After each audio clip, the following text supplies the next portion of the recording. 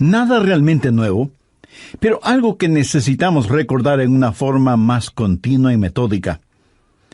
Para que sus oraciones sean contestadas, primero, debe orar en el nombre de Jesús. Veamos Juan 14, los versos 13 y 14. Jesús dijo: «Y todo lo que pidiereis al Padre en mi nombre lo haré, para que el Padre sea glorificado en el Hijo».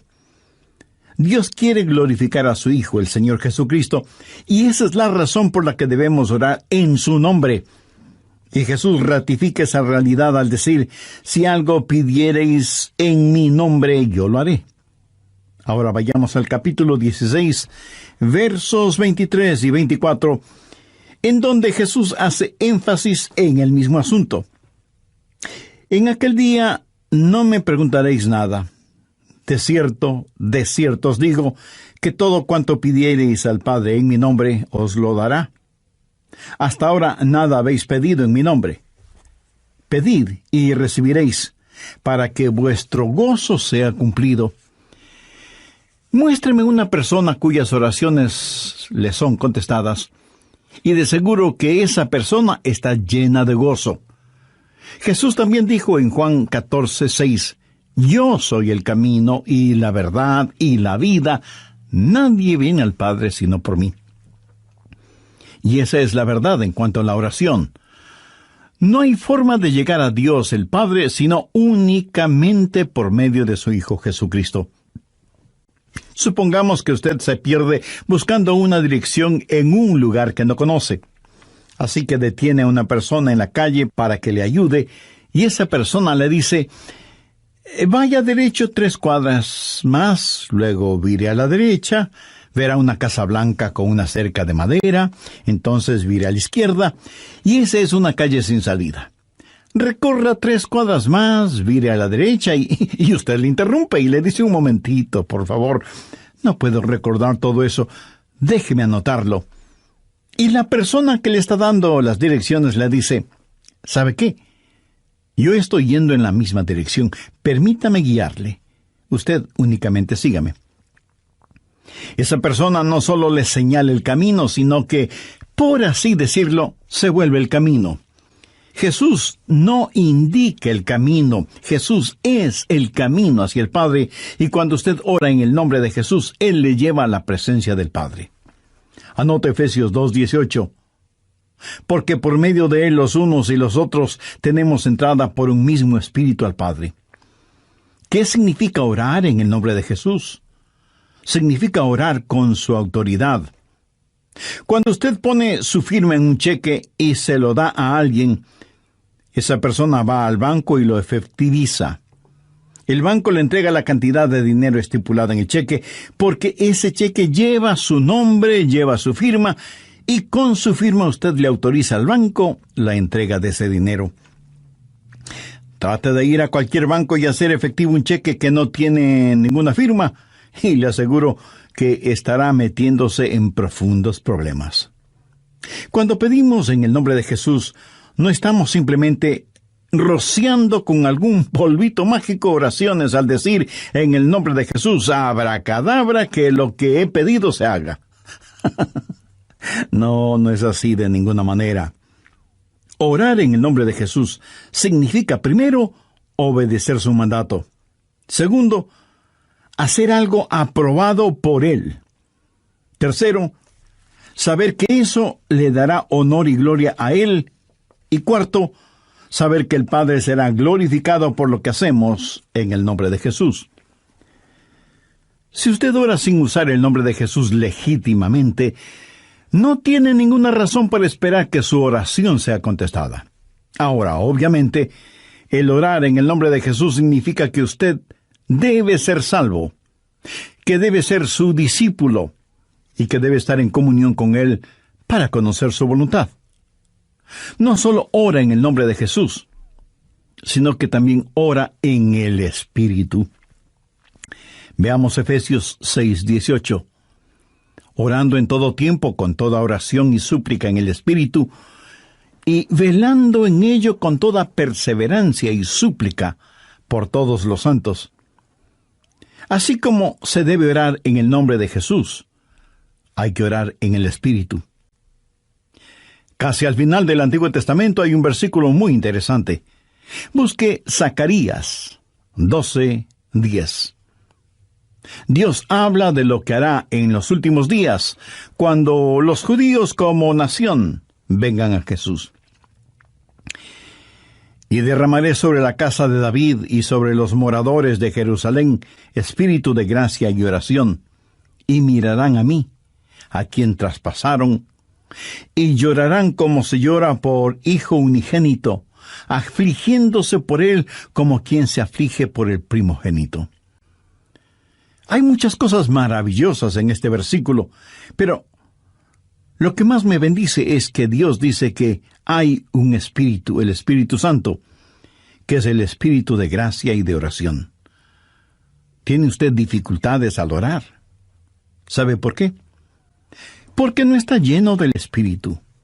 Porque cuando lo esté, la alabanza y la oración fluirán de su Espíritu. Usted estará constantemente alabando a Dios y constantemente suplicando en oración. Dios dice que un día Él va a derramar su espíritu de gracia y oración sobre los judíos, pero Él ya ha derramado su espíritu de gracia y oración sobre usted. Por lo tanto, usted debe orar en el Espíritu. En la pequeña epístola de Judas, el verso 20, dice: «Pero vosotros, amados, edificando sobre vuestra santísima fe, orando en el Espíritu Santo». ¿Había notado eso? ¿Cómo se desafía usted mismo? Orando en el Espíritu Santo. ¿Por qué es tan importante orar en el Espíritu? Bien, sabemos que cuando oramos en el nombre de Jesús, oramos con autoridad. Pero cuando oramos en el Espíritu, oramos con fortaleza para que Él nos ayude. Déjeme, le muestro algo en Romanos 8:26. Y de igual manera, el Espíritu nos ayuda en nuestra debilidad, pues que hemos de pedir como conviene no lo sabemos. Pero el Espíritu mismo intercede por nosotros con gemidos indecibles. Mi amigo, esto significa que cuando usted ora, no lo puede hacer sin el Espíritu, y Él no lo hará sin usted. Es el Espíritu el que ora. Y Él hace por usted lo que usted no puede hacer por usted mismo. El Santo Espíritu de Dios inspira, guía, pone energía y sostiene nuestras oraciones. Nuestro espíritu humano es débil, y aunque el Espíritu esté dispuesto, nuestra carne es débil. Por lo tanto, el Espíritu Santo nos ayuda en nuestra debilidad. No hay ninguno de nosotros que alguna vez no haya dicho: «Fallé en mi vida de oración. Ojalá pudiera orar más. ¿Por qué no puedo hacerlo?». Le diré por qué no oramos más. Francamente, porque somos débiles. Pero nuestra debilidad no debe convertirse en incapacidad, sino más bien en fortaleza, porque la Biblia dice que cuando somos débiles, somos fuertes. Si aprendemos a depender en el Espíritu Santo, quien nos ayuda en nuestras debilidades, inspirándonos, guiándonos y capacitándonos. Más aún, Él nos ayuda en nuestra ignorancia. Pues ¿qué hemos de pedir como conviene? No lo sabemos. ¿Alguna vez ha pensado en eso? Estuve una vez en una conferencia bíblica en Dallas. Al finalizar la conferencia, 2 jóvenes estudiantes se me acercaron y uno de ellos me preguntó: «Pastor, ¿usted ora?». Le respondí que sí. Entonces me dio una pequeña tarjeta diciéndome: «Aquí están nuestros nombres. Somos estudiantes en el seminario. Por favor, ore por nosotros».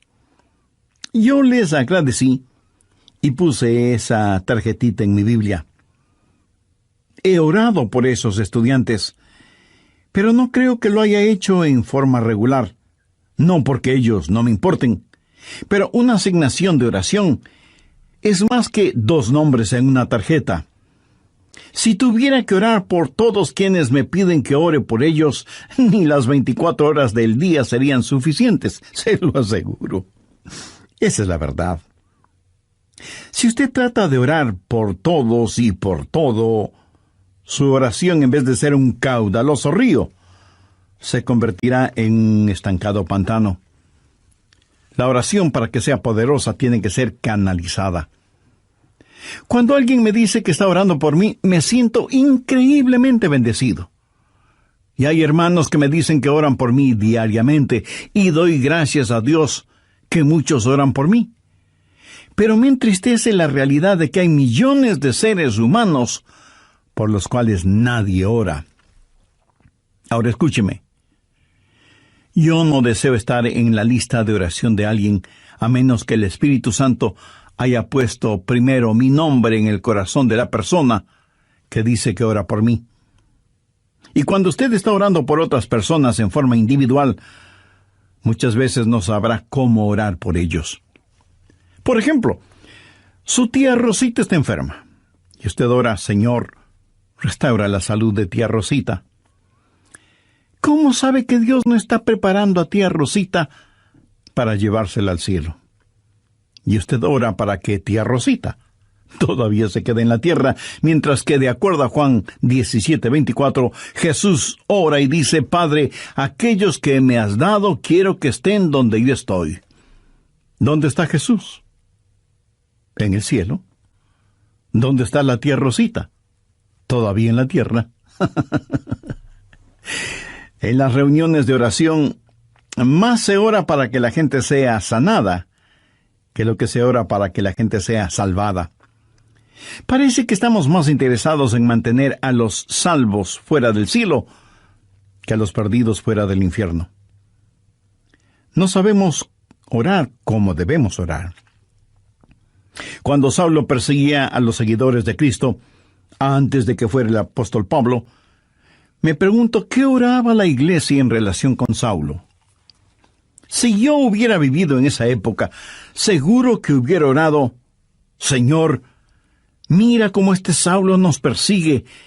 Elimínalo, evapóralo, Señor, haz algo con él. Y ciertamente, Dios hizo algo con él, pero no precisamente como se lo pedimos. Dios lo transformó en el poderoso apóstol Pablo. A veces no sabemos ni lo que pedimos. Por eso el Espíritu Santo, que intercede por nosotros, dice: Señor, esto es lo que Adrián está pidiendo, pero esto es lo que en realidad necesita. El Santo Espíritu de Dios nos ayuda en nuestras debilidades cuando nosotros no sabemos cómo orar, por qué orar, o cuando no tenemos la fortaleza, ni la energía, ni el deseo de orar. E intercede con nosotros, como la Biblia lo dice en Romanos 6:26, pero el Espíritu mismo intercede por nosotros con gemidos indecibles. Ni usted ni yo, nadie puede orar como el Espíritu Santo puede hacerlo.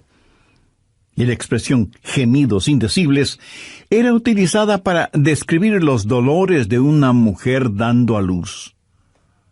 Eso, mi amigo, es orar en el Espíritu.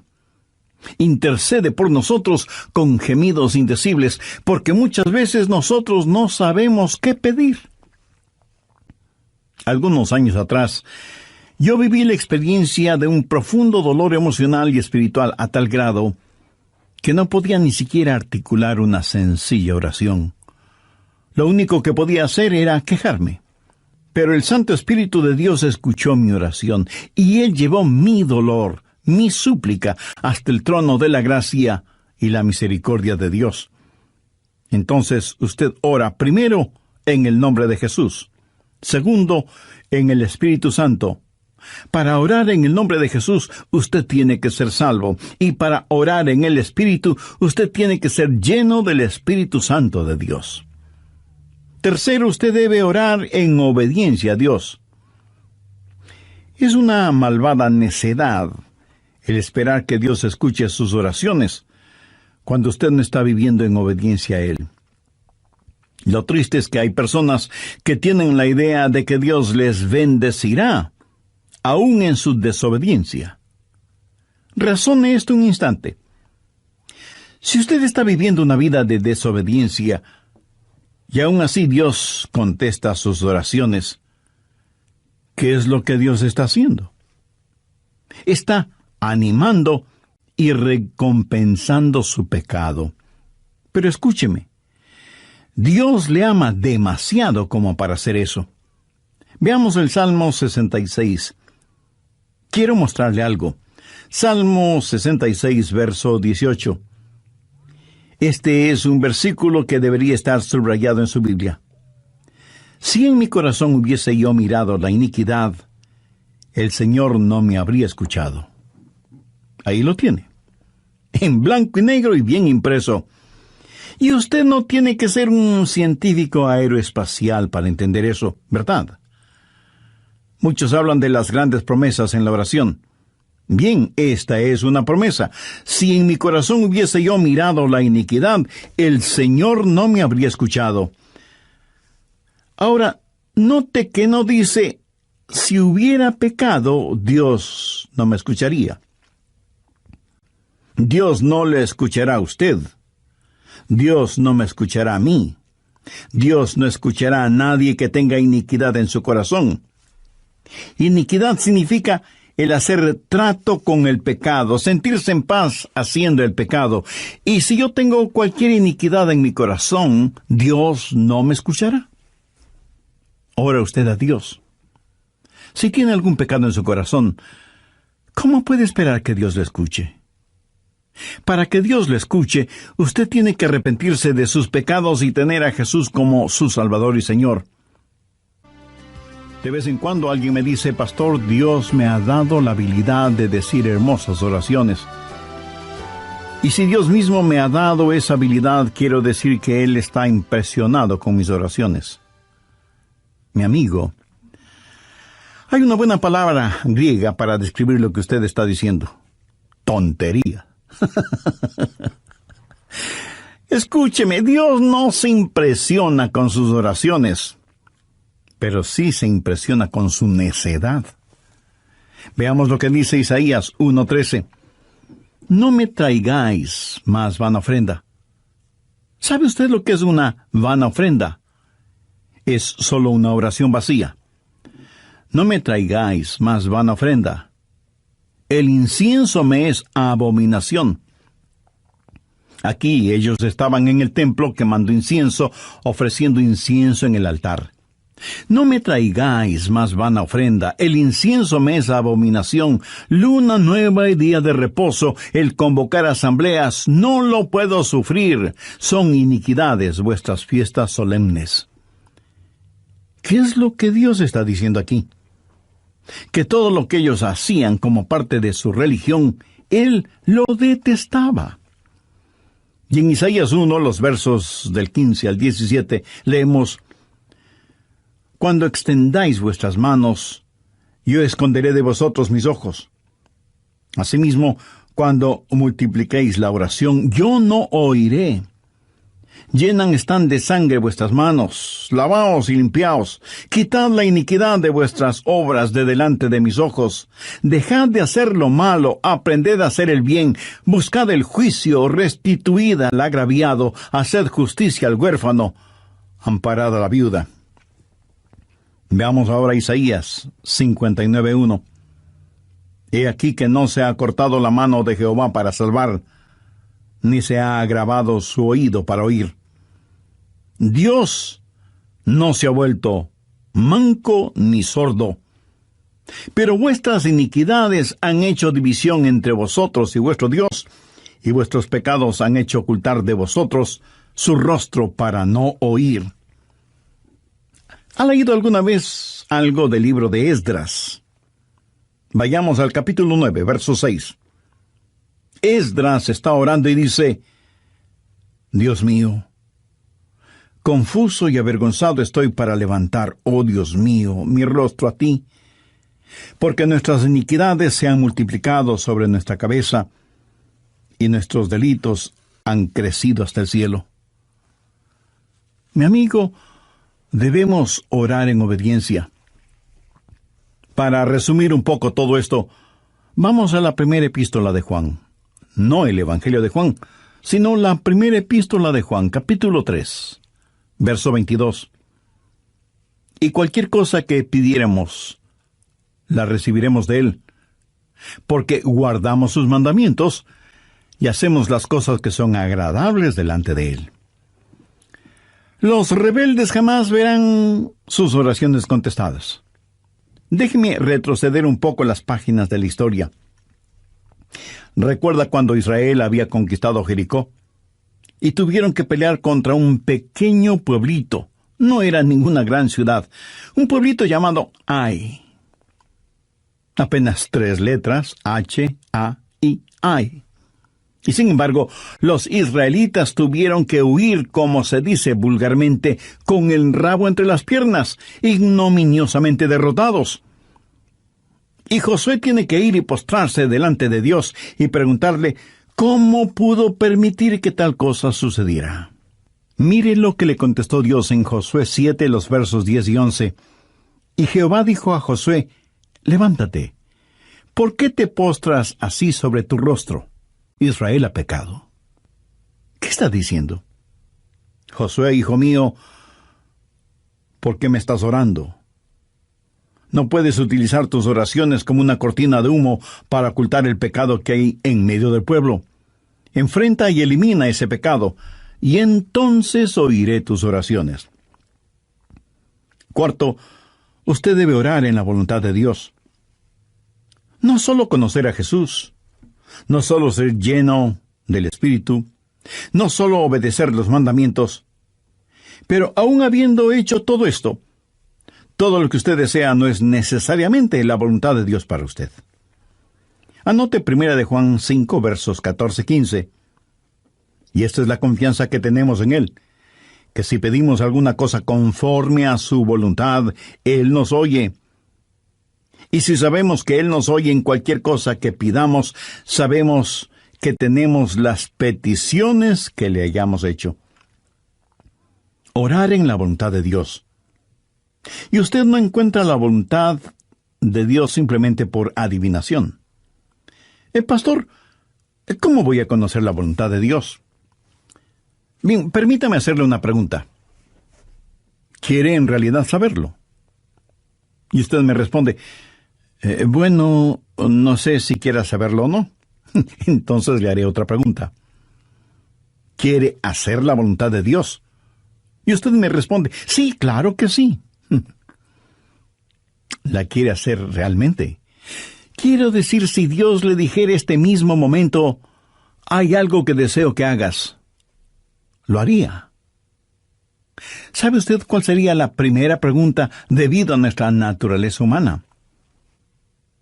¿Qué es, Señor? Esa no debería ser la primera pregunta o la primera respuesta. Usted no puede contestar una pregunta con otra pregunta. Usted debe contestar esa pregunta con una afirmación. Adrián, hay algo que quiero que hagas. ¿Lo harás? Yo debo contestar, sí, Señor, lo haré. ¿Qué es lo que quieres que haga? Mira, la manera de conocer la voluntad de Dios no es sabiendo lo que es, sino comprometiéndose a hacerla aún antes de saber lo que es. Eso es confianza. Sencillamente diga, Señor, estoy listo, y haré lo que quiera que tú quieras que haga. Y aunque esa frase pueda trabar nuestra lengua, destraba nuestra capacidad de obediencia. Debo admitir que muchos tienen temor de la voluntad de Dios. De alguna manera se les ha metido la idea en la cabeza de que si se prestan para servicio bajo la voluntad de Dios, van a terminar como misioneros en el país de sal si puedes, viviendo en una choza con piso de tierra, comiendo carne de serpiente o quién sabe qué otros exóticos alimentos. ¿Sabe qué? Pudiera ser que así suceda. La forma de conocer la voluntad de Dios es aceptando la voluntad de Dios antes de conocer cuál es la voluntad de Dios. Y aunque suena complicado lingüísticamente, espiritualmente no lo es. Pero usted me dice, pastor, quiero más detalles.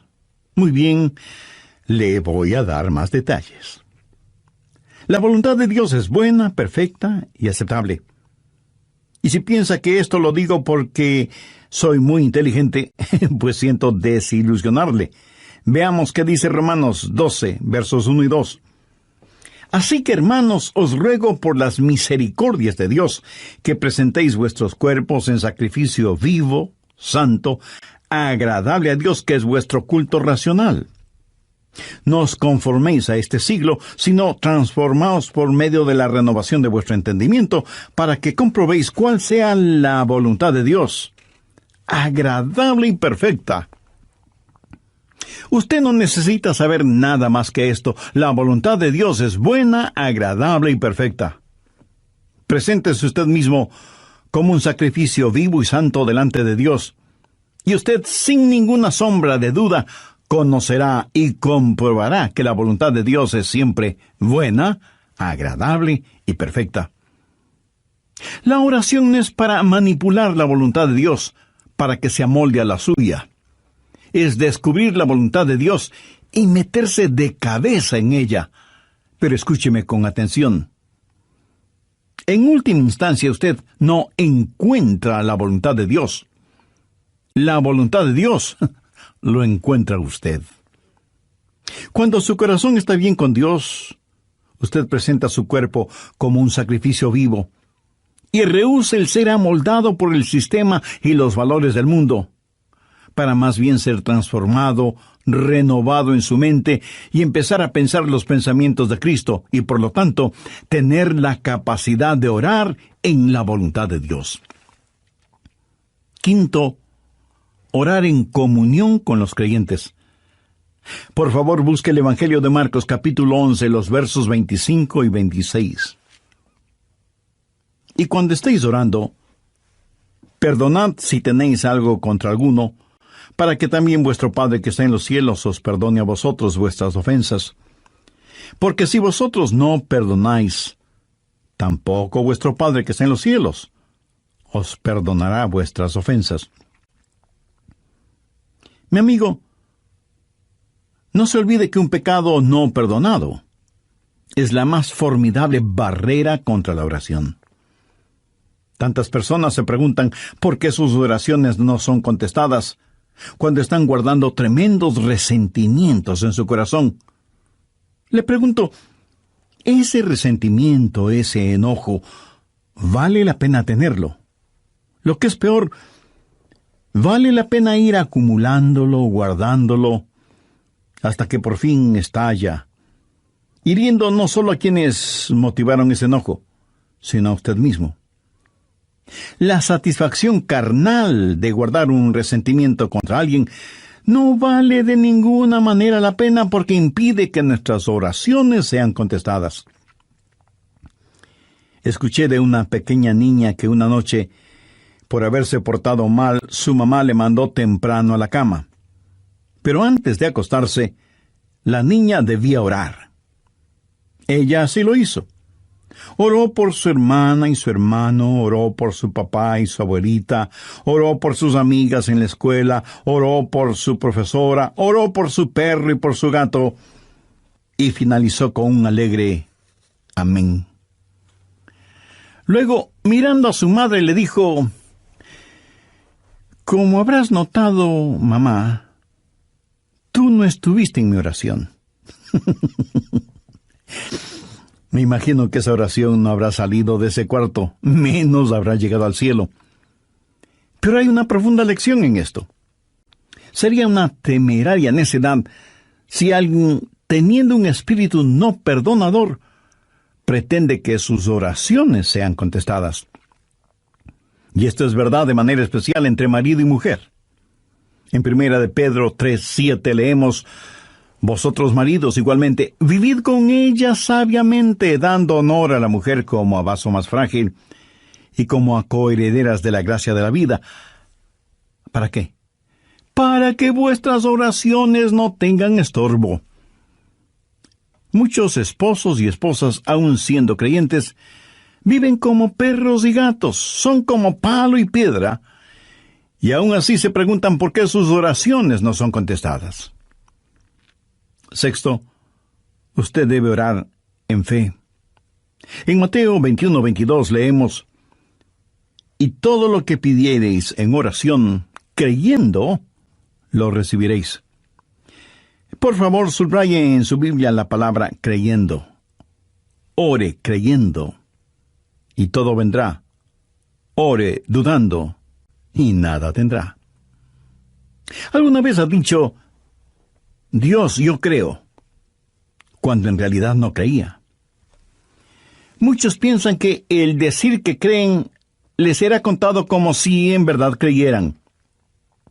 Estaban mintiendo, ellos lo sabían, y Dios también lo sabía. ¿Alguna vez ha orado sabiendo que Dios escuchaba sus oraciones y recibió una respuesta de Dios? La fe es también un regalo de Dios. La fe no es algo que usted guarde en su bolsillo o en su cartera para gastarla en cualquier cosa que se le antoje. Usted no puede tener fe para nada fuera de la voluntad de Dios, porque Dios no da fe para nada que esté fuera de su voluntad. Y usted no puede tener ninguna fe a menos que Dios se la dé. Y no faltará quien pregunte, ¿por qué no tengo más fe? Si usted pone en práctica lo que he compartido en este estudio bíblico, le puedo asegurar que descubrirá que la fe está ahí. Cuando usted ora en el nombre de Jesús, cuando usted ora en el Espíritu Santo, cuando usted ora en obediencia y en comunión, cuando ora en la voluntad de Dios, la fe está ahí. Pero si estos elementos espirituales no están ahí, tampoco estará la fe. Ustedes, esposos, han tenido alguna vez un argumento. Y si me dice que no, con toda mi cariñosa cortesía le diré que son mentirosos. Cuando marido y mujer tienen un argumento y no lo solucionan, y luego se arrodillan para orar por su hijito enfermo, ¿no se sienten espiritualmente enfermos? ¿No sienten que están actuando hipócritamente? Saben que sus oraciones no se elevarán ni un centímetro del piso y por lo tanto jamás llegarán al cielo. No tienen ninguna fe como para que sus oraciones sean contestadas. Cuando sus corazones sean justos, puros y limpios, y palpiten al mismo compás espiritual, entonces tendrán fe. Y al tener fe, esa fe será el combustible para transportar su oración hasta el trono de la gracia de Dios. Jorge Mueller, de Bristol, Inglaterra, fue un gran siervo de Dios y un poderoso hombre de fe. Él tenía un diario personal en el cual anotaba todas las instancias de oraciones contestadas y llegó a registrar 25,000 oraciones contestadas, algunas de ellas increíblemente milagrosas, imposibles de explicarlas, aparte de la intervención de Dios. Alguna vez alguien le preguntó a George Mueller, ¿cuál es el secreto para que las oraciones sean contestadas? ¿Sabe cuál fue su respuesta? Tenga fe en Dios. Tenga fe en Dios. Ahora, yo no creo que él dijo tenga fe en Dios, sino que dijo tenga fe en Dios. Mira, en realidad no es una gran fe la que necesitamos, sino que necesitamos tener fe en un gran Dios.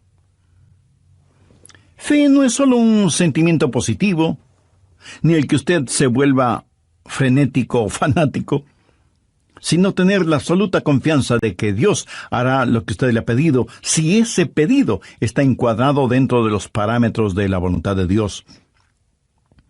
Los discípulos le dijeron a Jesús, Señor, enséñanos a orar.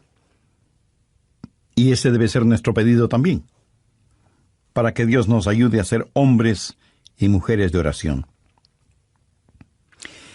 Hay algo en nosotros que se resiste a orar. Preferimos ocuparnos en cualquier otra cosa en vez de orar. Y eso se debe a nuestra naturaleza carnal y pecaminosa. Por eso necesitamos la ayuda de Dios para que amemos de tal manera a Jesús y seamos llenos de su Espíritu Santo para que la oración fluya de nosotros en forma constante. y que oremos siempre en el nombre del Señor Jesucristo. ¿Ha notado con qué facilidad podemos pasar horas haciendo deportes o realizando nuestros pasatiempos favoritos o simplemente mirando programas en la televisión? Pero ¿qué trabajo nos cuesta invertir unos minutos en la oración? La oración eficaz, mi estimado amigo, debe ser un acto intencional de nuestra voluntad. No debemos acercarnos al trono de la gracia en forma casual, sino en forma totalmente intencional. Seguramente entre quienes me escuchan habrá quienes, a pesar de ser religiosos, este asunto de la oración es muy secundario en sus vidas. Ahora, si usted aún no es salvo, mayor razón para que ore a Dios. Lo puede hacer este mismo momento diciendo con sus propias palabras algo como la siguiente oración: Dios eterno, reconozco que soy una persona que no me he acercado a ti en oración, sino en raras ocasiones. Reconozco también que soy pecador, que estoy perdido y que necesito ser salvo para tener la seguridad de ir al cielo cuando me llames a tu presencia.